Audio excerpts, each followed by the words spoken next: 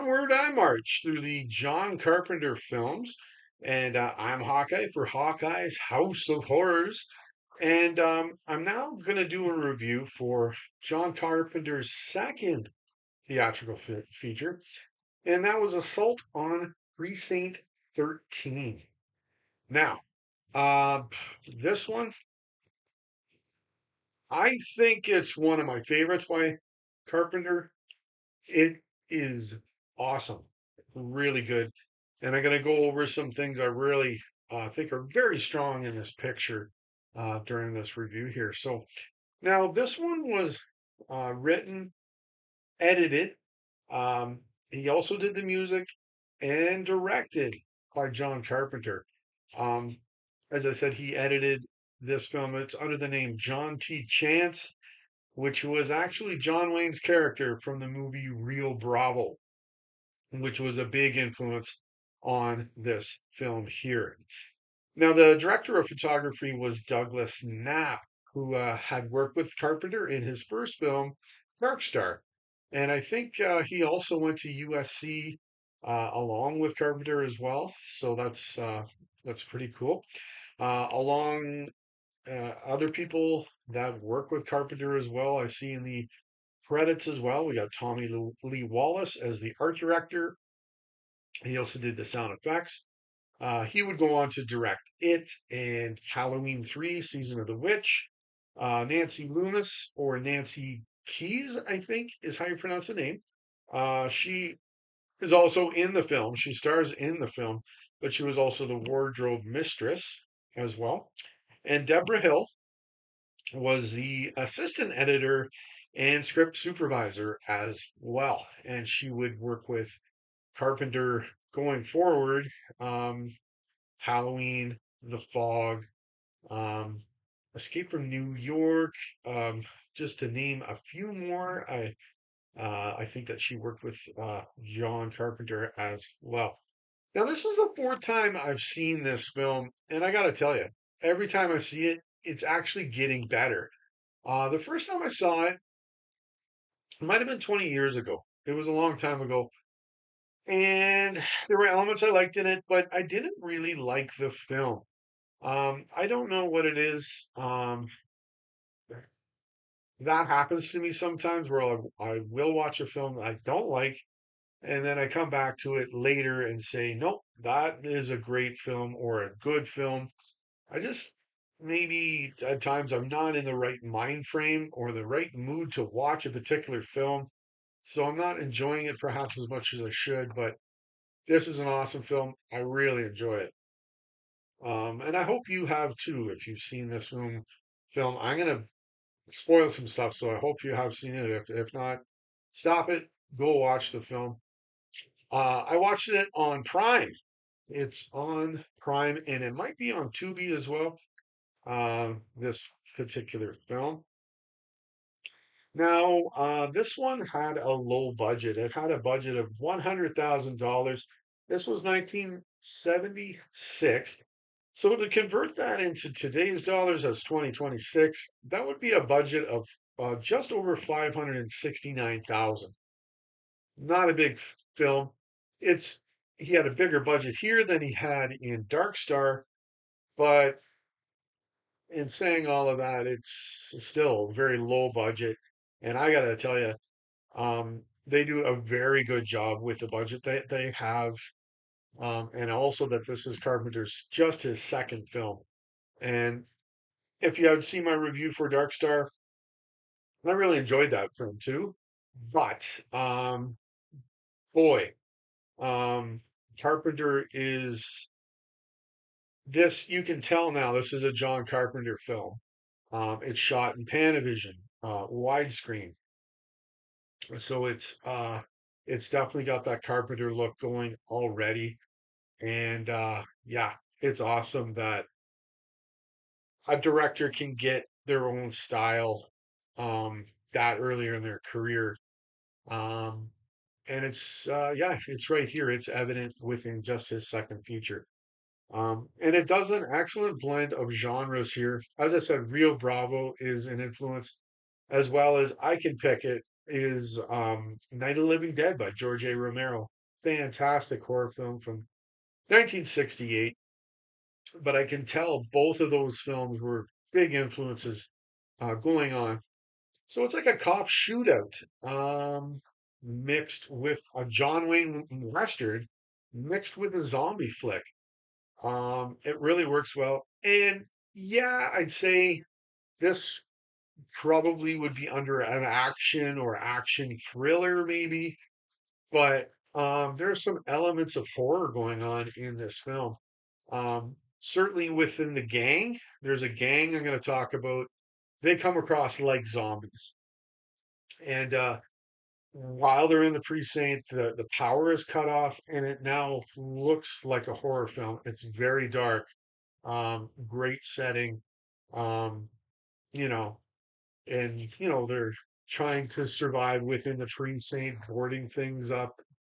There might have been maybe a door, I forget, but it's definitely got that Night of the Living Dead vibe going on there. So yeah, there's definitely some horror elements in here for sure.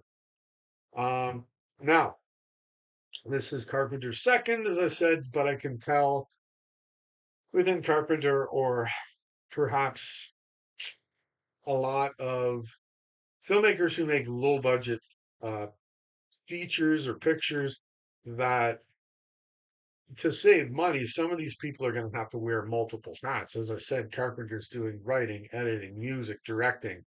Um, so there you go. And it really works. Um, Definitely by doing that if you got some talented people, right? Now, this baby was released on November the 3rd. November, sorry, November the 3rd, 1976. And originally, Carpenter was wanting to make a Western, which is sadly something Carpenter never made. And as you can see, he wanted to make one all the way back then. I think, yeah, I'm pretty certain he always wanted to make a Western, but unfortunately, Westerns aren't quite as popular as they once were. Certainly during his prime in the late 70s, 80s, 90s, Westerns weren't as popular as they were, say, back in the 40s, 50s, and 60s. But he grew up a big Howard Hawks fan. He did Rio Bravo with John Wayne. So we wanted to make this into a Western, but in getting the budget of 100,000, he had to modernize his tale, modernize the film to present day or mid 70s. What's going on here? And Carpenter wrote the script in just 8 days. Whoa. Quick writing there. And the score for the film that he did was written in just 3 days, and it's performed by Carpenter and Tommy Lee Wallace as well. Now, originally it was called the Anderson Alamo. It happens in Anderson, California, which is a suburb of LA, if I'm not mistaken. He even changed the title to The Siege as well, which is a good title, I think. Simple but effective. That's exactly what happens here. But the title was changed. Um, I forget who exactly changed it, but they changed it to Assault on Precinct 13, but it's a misnomer. This is not actually Precinct 13. One of the main characters, Lieutenant Bishop, near the beginning of the film, he's on this car radio um, talking, and he says, going to Precinct 9, Station 13. So, yeah, it's not Precinct 13, which is kind of funny. And I don't know if that irritated Carpenter or not, um, but there you have it. Now, Leonard Maltin gave this film. I've got a book of his reviewing a lot of the theatrical films, or all of the theatrical films that have been released. But he gave this film 3.5 stars out of 4. And I gotta tell you, you know what?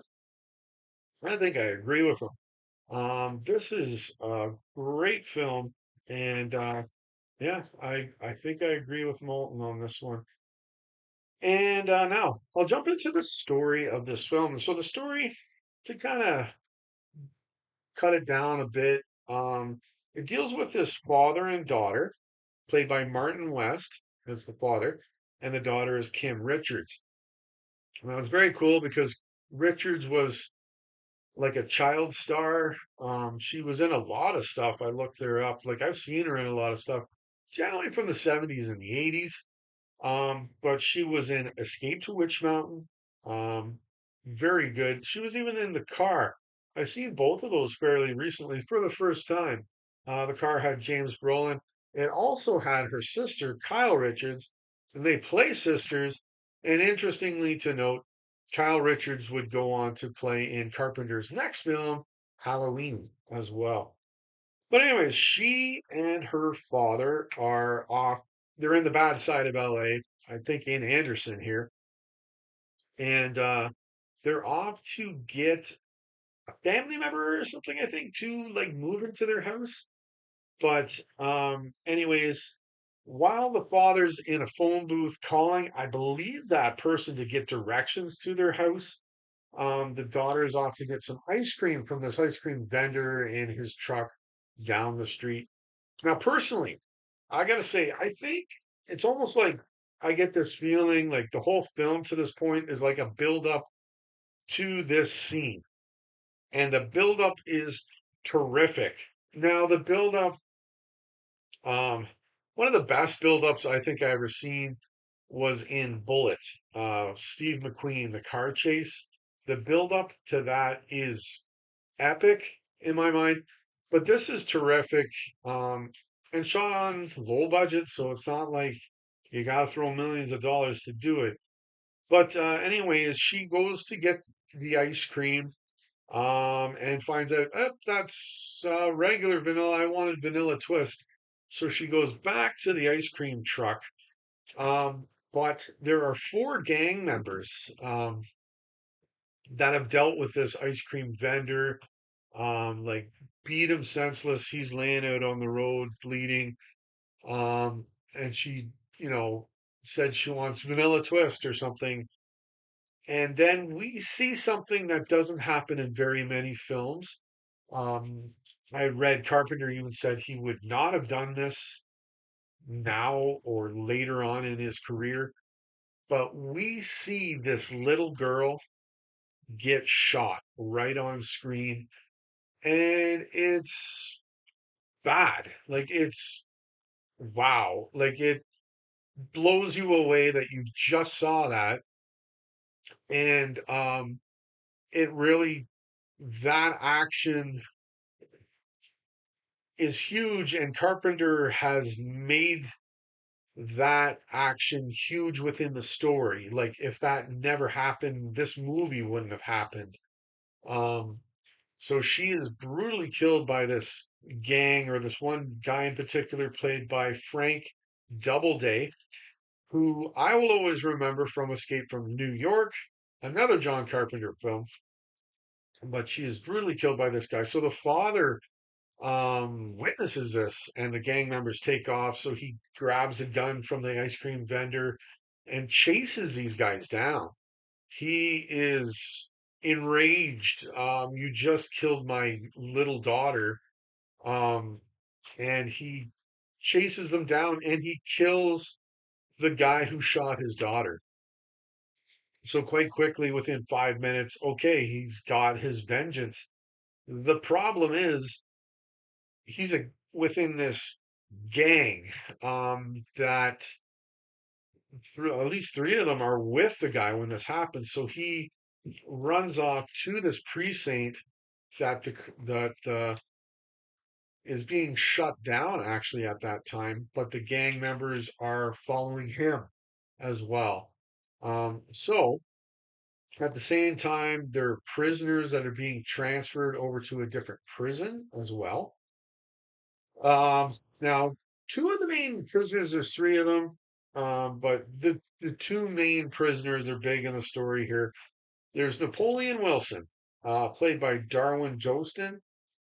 And it's funny because we never find out why he's called Napoleon. A couple of the cops ask him why he called Napoleon, and he'd say, I'll let you know later, or let you know in a couple minutes, and he never tells them.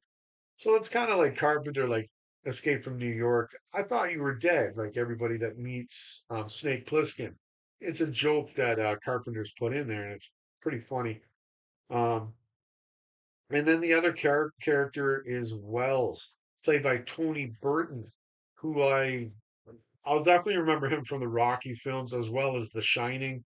Um, yeah, he's a good character as well. So those are the two main prisoners, and the third prisoner, I think is Caudell is his name, but he's sick. So Starker, that's played by Charles Cyphers, who was later in Halloween and The Fog and Escape from New York, I think. Anyways, he's in charge of these prisoners being transferred to this new prison. So he's decided to get to the closest precinct, get these guys in a cell, and get a doctor down there and check this guy out. Problem is, it is Precinct 13, and as I said, they're in the process of shutting it down. So there's only two cops there at this precinct. There's Cheney, played by Henry Brandon, and one of the main characters in the film, Lieutenant Ethan Bishop, played by Austin Stoker. Um, and this is, I think, his first night out as a lieutenant as well. And they've sent him to Precinct 13 to supervise it being shut down. So, as I said, after the father has killed this gang member, he runs to this precinct. The gang is then after him. And we have this big siege that happens. This gang is after everybody in this building um, due to one of the gang members being killed. So, in the end, it's Bishop. He joins up with Wilson and Wells and Lee. I haven't mentioned her yet, but she's like, I think she's like an office secretary, played by Lori Zimmer. So they come together um, to fight off this siege and come up with some ideas on how to survive or get out of there. Now, I enjoyed all of these characters for sure. And I would say Lee has gotten better each time I see this film. I really enjoyed her this time, um, for sure.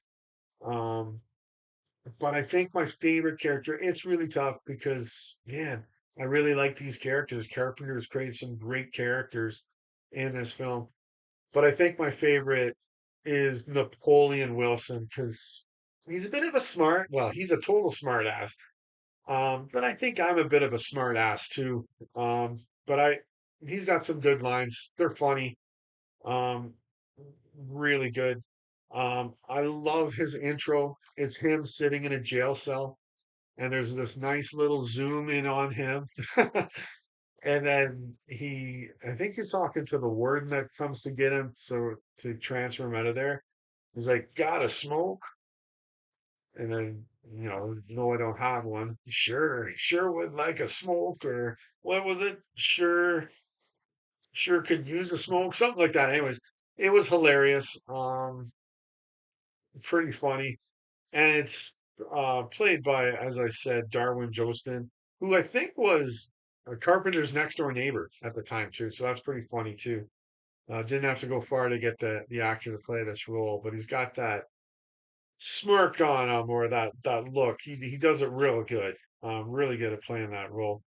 But I think Lieutenant Bishop, he's a pretty cool cop though. I really like it, and I love that he's black. It almost is like Night of the Living Dead, how that the main character was black in it as well.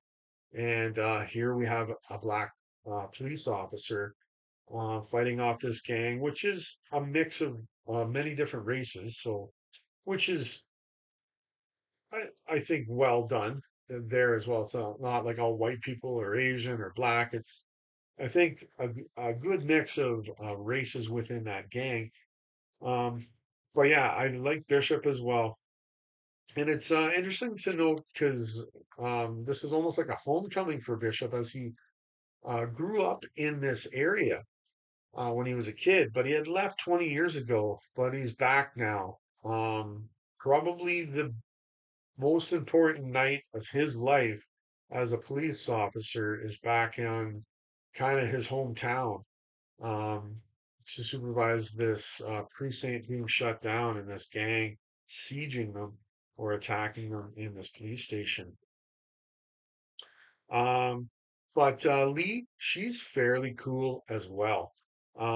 She's not giving in to the terror that's going on, which is great. So she's not your standard female character of scary, which Nancy Loomis is in here. She's in the movie for quite a while. She's a secretary as well, but she is terrified and she's willing to give this guy up to the gang so they'll just leave them alone. Um, but it's not done in a standard way, right? But I like that about Lee, how she is different. She's strong in this horrible situation. And with those three characters I've mentioned, I think you have three terrific performances. Um, but sadly for Zimmer, it didn't really translate into really prolonging her acting career. This was 1976, and by the end of the 70s, she was done with acting. So she would only go another few years, and that was it. So it's really too sad. Um, but I think she gets a following from fans of this film, and I know there's many fans of this film out there um, towards her. Now, the music in this film is awesome, as usual with a Carpenter film, because it's done by John himself on the synthesizers and everything. It's really good. And not overdone at all. It's really good, and as usual, it just adds to the feel of the Carpenter flick. And you get into the music and the feel right in the credits as he's playing along and the credits are rolling. So much like Escape from New York, I know did that too. Just a black screen with the credits. So he does that before that here as well. Now, this film has some great dialogue. Dialogue like straight out of a Western. Um, really good. I really like the line. I laughed. I'm not even, well, I'm a white guy, but I thought it was funny when Lee is offering coffee to Bishop and she's black. And he says, for over 30 years. I thought that was pretty funny. But my favorite line may be by Napoleon on the bus when he's talking with Starker. Um, he says, and have written this down, he says, in my situation, days are like women. Each one's so damn precious, but they all end up leaving you. I thought that was a great line. Um, and it really fits into Napoleon. He's on death row here too. And wow, it really adds to his character. I thought that was a fantastic line. But couple of other things I loved about the film. I love the scene of the gang coming down from the jail cells. So Wells and Napoleon have gotten out of there. Lee, I think, unlocked them from the cells, I believe. But they're now on this other side of the door, and it's actually Napoleon keeping the door closed, trying to fend them off. They're like shooting guns through the door, and Bishop's yelling for a gun. Thing is, this guy's on death row. Oh boy. But Bishop, so it's Napoleon doing all that, asking for the gun. And it's Bishop. He finally gets this box open that's got these guns and ammo in it. And he flips a shotgun over to Napoleon. And I might add, it's already loaded. But, anyways, he flips it over to Napoleon. Door opens. He then blows away these three horrible gang members, but that's just the beginning of it. The thing that's awesome is Napoleon's reaction after he shoots these three people dead. It looks like, man, he had a way too much fun doing that. and Bishop is watching him, and he's just not moving. He's like, should maybe like a bit of should I have done that with? Okay, I can see why this guy's on death row. I really like that. That was awesome. And then I love one of the last shots after Lee, Napoleon, and Bishop have fended off this gang, and we're at the end here, and the cops are now coming in to get them out of this precinct. The gang's all dead, but there's all this fog and gun smoke perhaps around them everywhere, so you can't really see them. But then, like it lifts and the fog disappears. It's a beautiful shot. I love it. And then Napoleon says, "Gotta smoke." Like it's funny. Like it's he just keeps asking for a smoke. He gets one from Lee at one point though. But I thought that was great. And in the end, I haven't mentioned this as well, but Lee and Napoleon throughout the film, um, you can tell, like that these two are on from opposite sides of the tracks, from opposite sides of life. But these two are actually attracted to each other. You know, there's something going on here, right? But in the end, it can't happen. Napoleon's on death row. He's gone. Um, he's a prisoner. He's not leaving. He's on death row, and Lee's gonna go home alone after this horrible night. So it's great that there's some romance in here, but it's just sort of romance that's not going to work. Like even though they want to, so it's interesting as it's sad but true, and it's sort of film usually like the romance. There's a lot of romance in film, but usually it's always got a happy, lovely ending with a bow wrapped around it in the end, but not in this one. So I like that about it as well, that Carpenter's done here with those characters. Now, this was shot in November of 1975, and it was shot in only 20 days, so less than 3 weeks. Incredible. And the cop shop they're in here, um, it was a police station. It was an old police station in Venice, California, supposedly. Um, and Carpenter even said this was the most fun he'd ever had in directing a film was this film here. So that's awesome. That John was able to have think of this as a moment like he really enjoyed directing this film. Now Dan O'Bannon, who Carpenter had worked with in Dark Star, had gone to the LA premiere as they were buddies. And O'Bannon found the film disgusting. So, and let John know about that. So, but I can see why the the scene in which the little girl Kim Richards is killed or shot, like that's I don't know how you could watch that and not remember that. Even when I didn't the first time I saw it and I didn't like it, I was like, that's a crazy scene. Like that scene has stuck with me since then. But anyways, and then this film was remade in I can't believe it 2005. That means it's over 20 years old, starring Ethan Hawke and Lawrence Fishburne. And I'm gonna find a copy of that. I'll track it down somewhere, watch it, and at some point I hope to come back and review the remake as well, which may not be thought of perhaps as good as the original, but it looks like it's well thought of. It may not be a bad flick either. So that's Assault on Precinct 13. And guys, this is a great one. You got to go out and see it if you haven't. If you haven't, I blew it for you. But anyways, the next one, oh boy, oh, there's so many good Carpenter flicks. But the next one I'm going to do, I've done Halloween 2 and Halloween 3.